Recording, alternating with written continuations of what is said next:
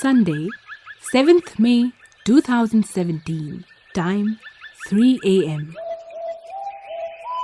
Place Saravar Bird Sanctuary near Agra.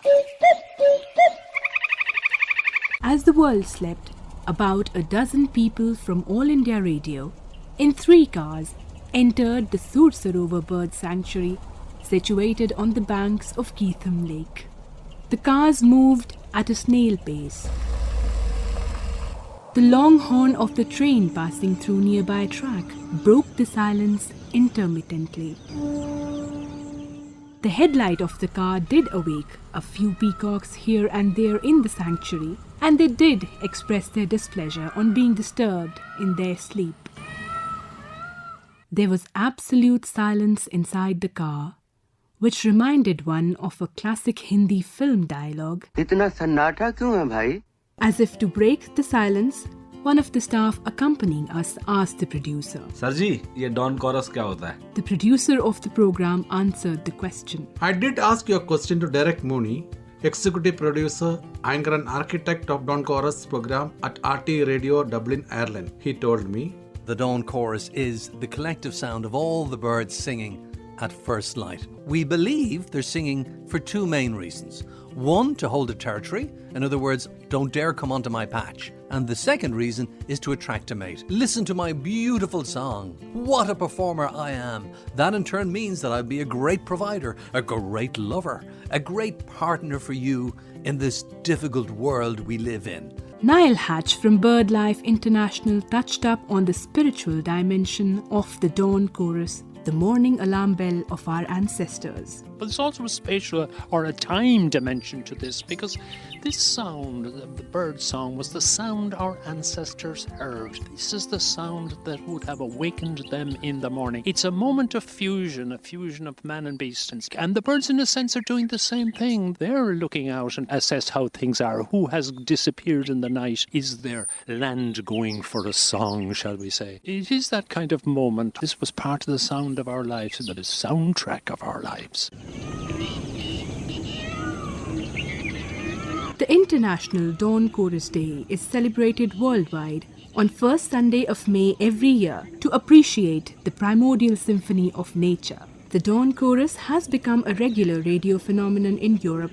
Derek Mooney, through his program, Mooney Goes Wild, has been broadcasting exquisite sounds of early morning birds across Europe for the last 22 years. As dawn breaks and morning light spreads from east to west, we'll bring you the breathtaking beauty of birdsong as it moves like an extraordinary wave of sound across the face of the earth. This ornithological opera was broadcast live from 21 different locations in 13 countries located in 6 time zones from India to Ireland. My name is Sinead Renshaw and I am the broadcast coordinator of the International Dawn Chorus programme. This would be the first time that the Dawn Chorus would feature birdsong outside of Europe, and we were so excited about the link with India could provide. I remember vividly the excitement in the office when we got the email from All India Radio saying that they wanted to take part in the Dawn Chorus.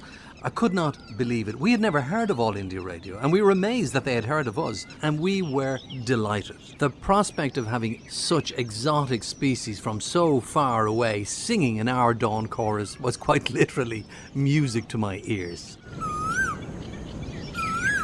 It was not music to the ears for the Indian producer of this program. The challenges and risk involved in live broadcast due to unpredictability of the birds and Indian weather conditions loomed before the producer. With 30 days left for the D-Day, the producer swung into action. I had no knowledge about birds or bird science called ornithology. I had to literally start from the scratch.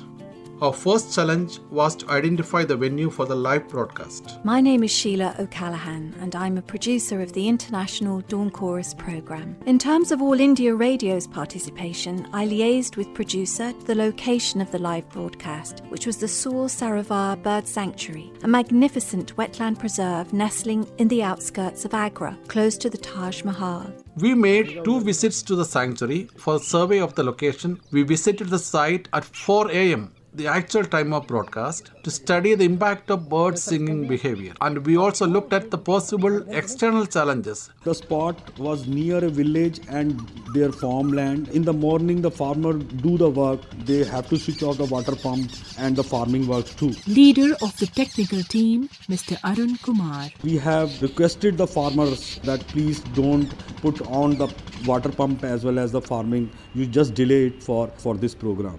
And they agreed. The technical challenge before the team was to make available the bird song live from the spot to the studios of RTE Radio at Dublin, Ireland.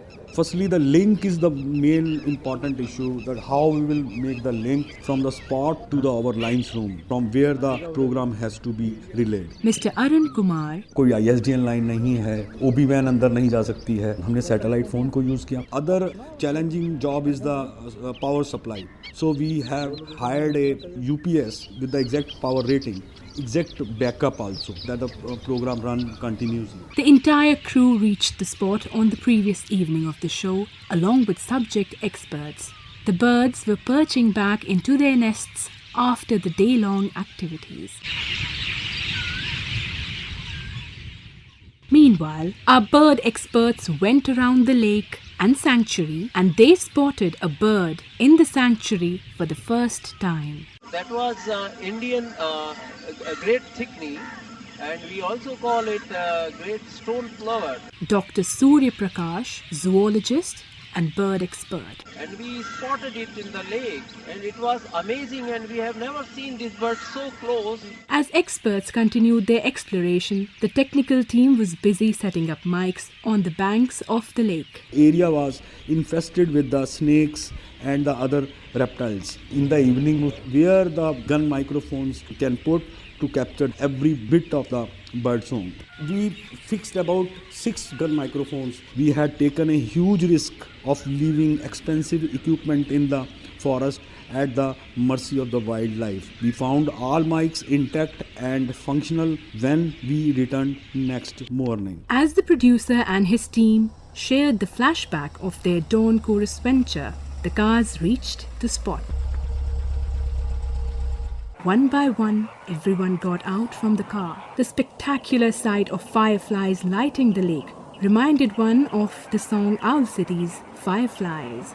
The croaking of the frogs and the sound of fish reaching surface of water and diving back beneath could be heard as they walked on the muddy road. The team set up the equipment, and a last-minute testing of all instruments and line connections were conducted.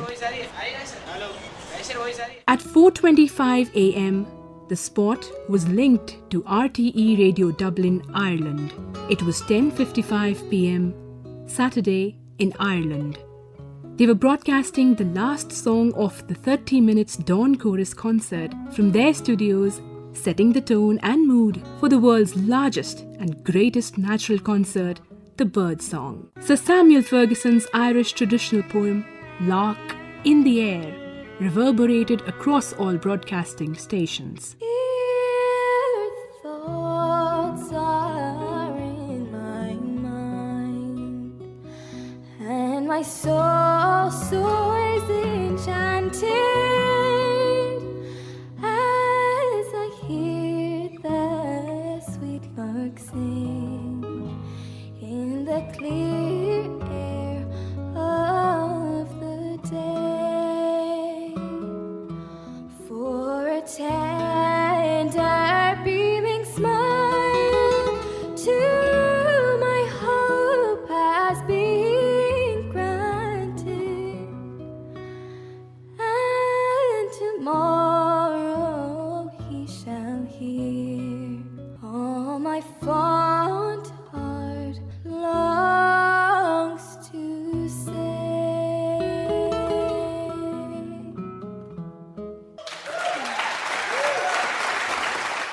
Today, May 7th, is International Dawn Chorus Day. RTE Radio has teamed up with our partners in the European Broadcasting Union to bring listeners around the globe the sound of early morning birdsong. We now join Derek Mooney and his team at St Anne's Park in Dublin. Warm welcome to our special Dawn Chorus broadcast live here on RTE Radio 1 in Ireland as we join the rest of the world in celebrating International Dawn Chorus Day. My name is Derek Mooney. With me, zoologist Dr. Richard Collins and ornithologist Niall Hatch of Birdwatch Ireland. Good morning, guys. Morning, Derek. Hello, Derek. And what a fantastic way to start this International Dawn Chorus Day broadcast all over Europe and indeed all over the world.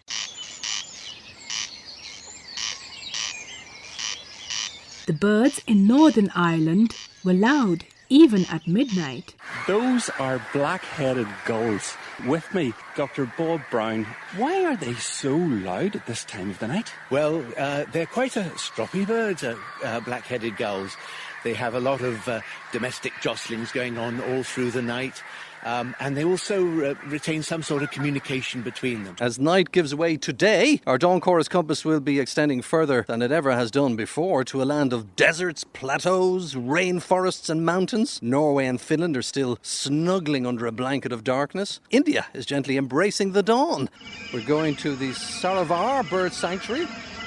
It's a small but important bird sanctuary of North India comprising of fresh water wetland, popularly known as Keetham Lake, and it's been named after Surdas. And we can talk now to Sunet Tandun. Good morning, Sunet. Morning, Derek. Thank you very much indeed. It's a great pleasure to join the Dawn Chorus this time from the easternmost location I think you have in this broadcast. Dawn Chorus here is in full swing. It started just shortly after we arrived, but the sky has lightened and we really have the entire gamut of species over here joining into the Dawn Chorus. And to take you through some of the various species that we have here, and we can hear, many of which will be exotic to you in Europe, I have with us two real bird experts. Ambassador Sudhir Vyas, been a keen bird watcher and bird observer all his life, and also Dr. Surya Prakash, who's a zoologist at the Jawaharlal Nehru University. Can you just guide us to which birds we are hearing in this wonderful chorus right now? This is the Indian cuckoo, the koel as we call it. Battalions of crows and mynas, which are the Indian starlings, moving across the lightning sky. This growling here in the background, this amazingly, this is a white-breasted water hen. This is the advertising call as they get ready to breed. We heard the call of a brown hawk owl. Just now we are hearing calls of common mynas. All the gentlemen have put on their wedding suits and to impress their counterparts. And they are going to raise their families now. The commentator quoted the verses of Sir Peter Scott, the world-famous British ornithologist, on Sur Sarovar Bird Sanctuary. One of the single best birding sites in the world, and it's apparently home to more than 165 species of migratory and resident birds. This is not the best season for this wildlife sanctuary, and despite what you're hearing, things are really getting hot here. Temperature is going to be about 40 degrees Celsius during the day. Listen to this amazing concert that we are having.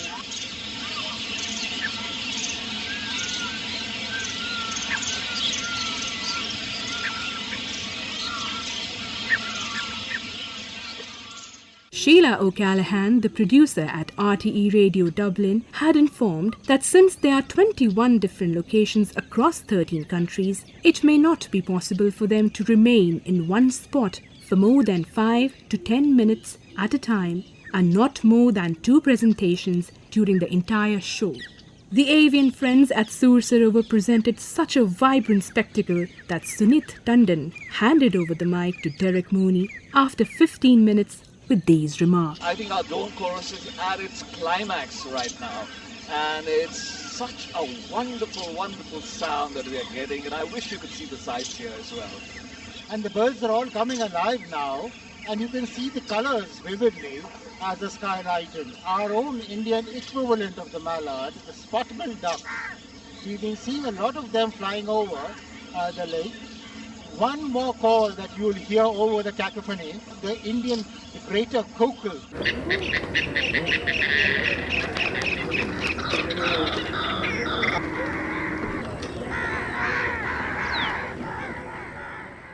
Mr. Daryl Grimison of BBC Radio Ulster, reporting from Belfast in Northern Ireland, was enamoured by the Indian dawn chorus.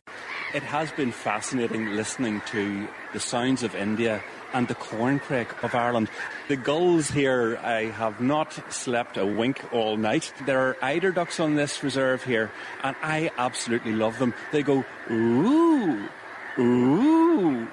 Well, I think one of the favourite ones that I would have round my house would be the Yellowhammer. A little piece of bread and no cheese. A little piece of bread and no cheese. Rob Beater of Radio Wara, Netherlands, introduced a unique bird. That is a very nice grasshopper warbler, Theo. Goes on and doesn't take a breath. Derek Mooney retuned to India sooner than expected. Perhaps he fell in love with Indian birds. Ace broadcaster Suneet Tandon was in full spirit to introduce once again the Indian birds to the world. The sun is now up and it's bright, but I think we should just listen to the distinctive sounds of individual birds, which you can make out a little more clearly now. And European birders will recognize a familiar sound, the collared turtle dove. Intermittently you can hear the calls of bulbuls and black partridges. Tailor birds are also very vocal. Huge flock of cormorant has taken off. I think they have gone for their morning walk. Egrets are busy taking their breakfast. Redwater lapwings are very vocal, saving their territory. The chicks are very young, and every time, whenever they take off, they make a call that who did it? Who did it? Also in this medley of sound are calls of blue-tailed bee-eaters, green bee-eaters, stilts on the water, black francolins. It was a rare spectacle and blend to hear the dawn chorus from India in the accompaniment of devotional songs from nearby village. Dawn chorus is also being blended with some music which has started up, and this is the sound of the spirituality of our great country as well, which is blending in with the sounds of nature. RTE Radio had an early 2 minutes break for the news headlines, and Dawn Chorus live show continued immediately thereafter. This time, Serenade Renshaw, the broadcast coordinator of the show, was on air with listeners' reaction. We've been getting a massive reaction to the Dawn Chorus this year. Dermot Sheehan in Glasnevin said, "Hi guys, Sound of India brought me right back there. It sounded as busy and as colourful as the streets themselves." Claire O'Reilly says she's listening in Vancouver, very early evening there, and enjoying the show.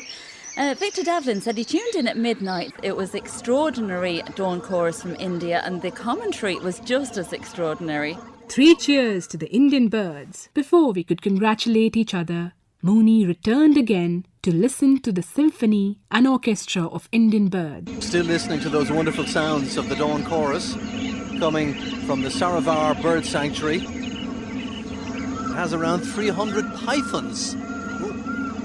Ooh. Somebody has a fear of snakes. 5 hours You were ahead. mentioning pythons, Derek, and Yes. I almost missed a sighting, just about missed it narrowly. One of our crew members, we were doing the setup for the 6 microphones that we have arranged for the birds. He spotted a large python, and by the time I got to him, unfortunately, it had slithered away.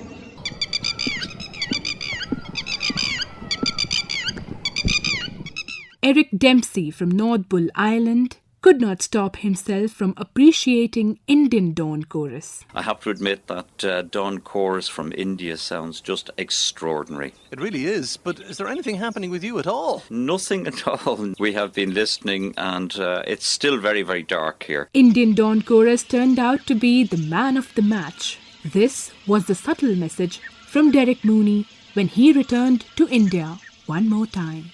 A white-necked stork again just flew over. Of course, they don't contribute to the bird chorus at this time, There are apparently partridges as well. Can you hear in between, grey francolin is calling loudly and marking their territory. It's going to be the kind of sound that we're going to hear almost throughout the day now. The dawn chorus of Indian birds were in the background when Mooney was in conversation with other destinations. What an amazing evening, Derek, so far, travelling from India to Finland to the Netherlands. By the cacophony of sound, it sounded a little bit like Photo Wildlife Park with those peacocks in the background. Just an amazing sound. As the temperature rose, the chorus died down and birds flew away in search of their daily bread. The Indian Live Dawn Chorus ended at 7:30 a.m. Sheila O'Callaghan acknowledged this fact. We were also aware that it was summer in India and that temperatures were high and would increase rapidly, which would be difficult for the All India radio team to withstand. Birdsong has been an inspiration to many of our poets. He rises and begins to round. He drops the silver chain of sound, of many links without a break, in chirrup, whistle, slur and shake, wrote poet George Meredith. For the next 2 hours, the team captured the essence of what William Wordsworth called ethereal minstrel in his poem Skylark. We were glued to our radio sets to enjoy dawn chorus from countries across the world. That is the song that has inspired poets down the century to listen to the Skylark and wax lyrical about them. They are an incredible song. There is a singer in the Netherlands. Puka and Mina in Finland. Mina. And we have red wings, blackbirds singing. This is wonderful. Yeah. It's about 0 degrees now.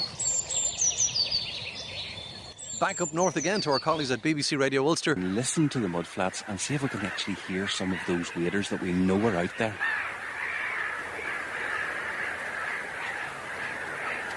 There was oyster catcher. So we are at Žuvintas Lake in southern Lithuania. We did not have a silent night tonight.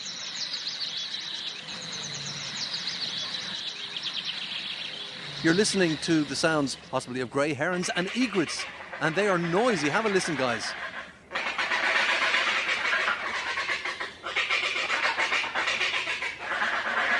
The dawn chorus was not merely all fun and enjoyment, but a platform for discussion on future of birds and its conservation. Birds don't know any borders or boundaries, and when it comes to conservation, we shouldn't either. Niall Hatch of BirdLife International. It's so important we have this cross-border cooperation to save these birds. Birds around the world are in trouble. Almost 1 in 8 species on the planet now are threatened with extinction. Birds are uniting us, celebration of what they sound like. Well, let's make sure that future generations can enjoy this sound as well.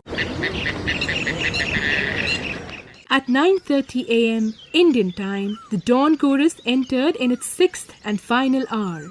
The dawn chorus reaches its crescendo at this hour. What is unique about the last hour is that birds from all the 21 locations sing together in unison.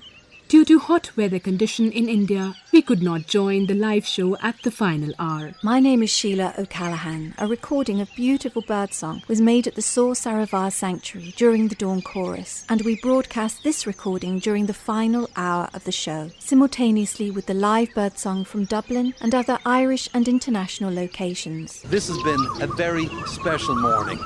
For the birds, it has simply been business as usual.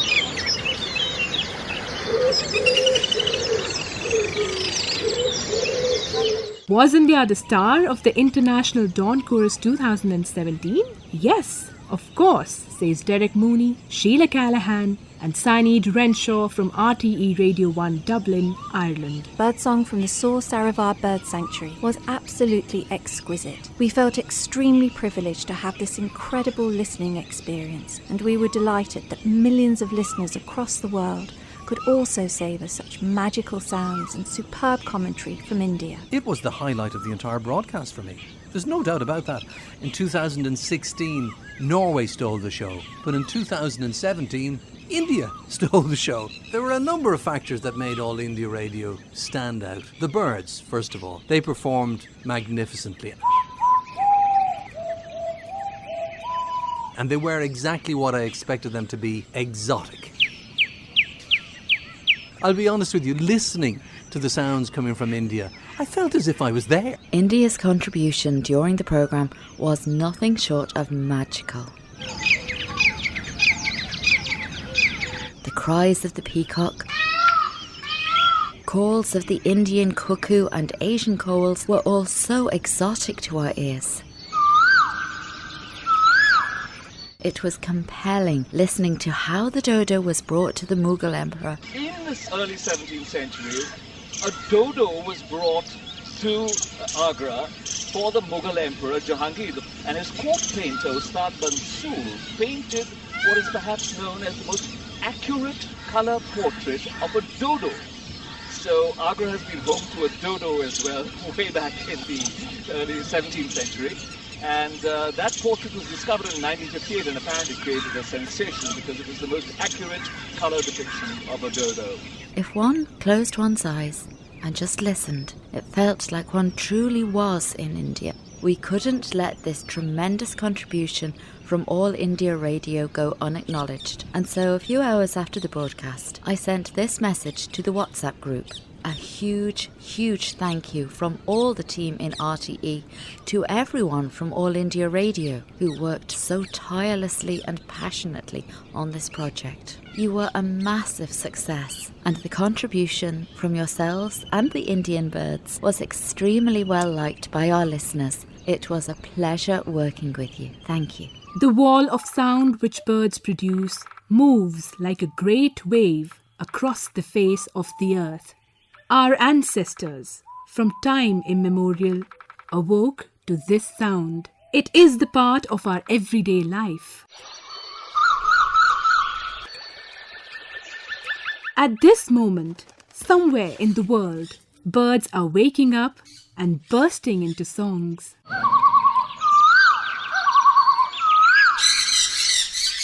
Birds know no boundaries, and their songs have the power to link us, unite us, and making the world one family. Vasudhaiva Kutumbakam.